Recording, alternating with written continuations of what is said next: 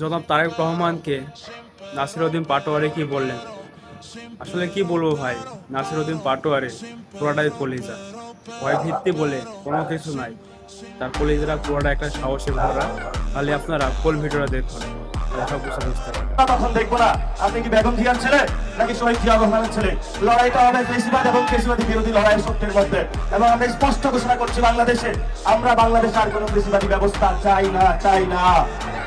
এই যে লাস্ট কথা যেটা বলবো, বিচার, সেটাতে নাকি 1 কোটি টাকার ঘুষ পাওয়া গিয়েছে। আবার যার নামে অভিযোগ এসেছে সেও নাকি বিএনপির একটি দাপ্তরিক দায়িত্বে আছে। তো বিচার প্রক্রিয়া যদি এই অবস্থা হয়, তাহলে আবু সাইদ, মুগ্ধ, শহীদ ওয়াসিম তারা যে জীবন দিয়েছিল, তারা তো সেই জীবনের বিচারও তারা পাচ্ছে না। এই বাংলাদেশ আমরা দেখতে চাই না। নতুন করে কথা এসেছে যে শেখ হাসিনাকে ভুল বুঝানো হইতো, তাকে কারা উপদেশ দিত। একটু আগে একজন বক্তা বলেছিলেন যে তারেক রহমানকে কে ভুল বুঝায়। তো তারেক রহমানের রাজনৈতিক উপদেষ্টার নাম আপনারা জানেন?